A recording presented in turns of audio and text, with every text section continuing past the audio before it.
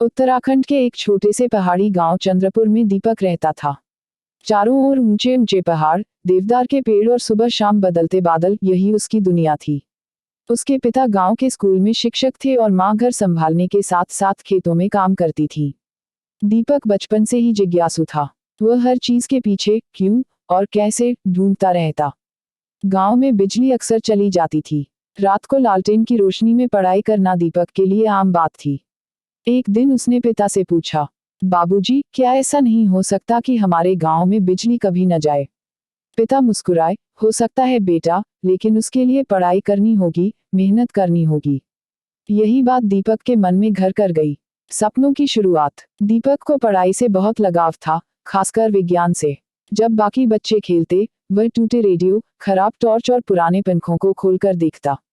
कई बार माँ डांटती, हर चीज तोड़ देता है, कभी जोड़ेगा भी। दीपक हंसकर कहता, माँ, तोड़े बिना समझ नहीं आएगा। 10वीं कक्षा में दीपक ने जिले में पहला स्थान हासिल किया। पूरे गांव में खुशी थी, लेकिन खुशी के साथ चिंता भी थी। आगे की पढ़ाई के लिए शहर जाना पड़ेगा और घर की आर्थिक स्थिति मजबूत नहीं थी। एक रात पिता ने कहा, दीपक, शहर में पढ़ाई आसान नहीं होगी, खर्चा भी है। दीपक ने दृढ़ता से उत्तर दिया, मैं मेहनत करूंगा बाबूजी, मैं अपने सपने अधूरे नहीं छोड़ना चाहता। शहर की कठिनाइयां। दीपक को देहरादून के एक सरकारी कॉलेज में दाखिला मिल गया। वह पहली बार गांव से इतना दूर गया था। शहर की भीड़, तेज रफ्तार और अकेलापन सब नया था। वह एक छोटे से कमरे में रहता और ट्यूशन पढ़ाकर अपने खर्च निकालता। कई बार थकान से वह टूटने लगता। एक दिन उसने माँ को फोन किया, माँ, मन करता है सब छोड़कर वापस आ जाऊं। माँ ने शांत स्वर में कहा, बेटा, याद रखो तुम क्यों गए हो। पहाड़ के उस पार सिर्फ मुश्किलें नहीं, तुम्हारा भविष्य भी है। माँ की बातों ने उसे फिर से खड़ा कर दिया। संघर्ष से सफलता तक।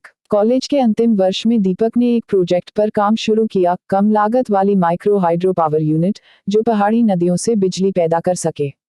उसका सपना था कि गांवों में सस्ती और स्थायी बिजली पहुंचे। कई बार उसका प्रयोग असफल हुआ। प्रोफेसर ने भी कहा, आइडिया अच्छा है, लेकिन व्यवहारिक नहीं लगता। लेकिन दीपक ने हार नहीं मानी। उसने लाइब्रेरी में दिन रात बिताए, पुराने शोध पढ़े और अपने मॉडल में सुधार करता रहा। अंततः उसका प्रोजेक्ट राज्य स्तरीय विज्ञान प्रदर्शनी के लिए चुना गया। वहां कई विशेषज्ञ आए। जब दीपक ने अपना मॉडल चालू किया और छोटे बल्ब जल उठे, तो तालियों की गूंज से हॉल भर गया। एक वरिष्ठ वैज्ञानिक ने कहा, अगर इसे सही समर्थन मिले तो यह पहाड़ी क्षेत्रों में क्रांति ला सकता है। वापसी गांव की ओर। कुछ महीनों बाद दीपक को एक एनर्जी स्टार्टअप में नौकरी का प्रस्ताव मिला, लेकिन उसने एक अलग रास्ता चुना। वह अपने गांव वापस लौटा। गांव वाले हैरान थे, इतनी पढ़ाई करके फिर यहीं? दीपक मुस्कुराया, मैं यहीं के लिए तो पढ़ा हूँ। सरकारी मदद और एक एनजीओ के सहयोग से दीपक ने गांव की नदी पर छोटी हाइड्रो यूनिट लगवाई। महीनों की मेहनत के बाद वह दिन आया जब पूरे गांव में पहली बार लगातार बिजली आई। बच्चों ने खुशी से चिल्लाया, बुजुर्गों की आंखों में आंसू थे। दीपक के पिता ने गर्व से कहा, आज मेरा बेटा सच में शिक्षक बन गया। पूरे गांव का नई रोशनी। अब चंद्रपुर में रातें अंधेरी नहीं होती थीं। बच्चे देर तक पढ़ सकते थे, महिलाएं छोटे उद्योग शुरू करने लगी और गांव में इंटरनेट तक पहुंच गया। दीपक ने वहीं एक छोटा प्रशिक्षण केंद्र खोला, जहां वह बच्चों को विज्ञान और तकनीक सिखाने लगा। वह अक्सर उनसे कहता, सपने देखो, लेकिन अपनी जड़ों को मत भूलो।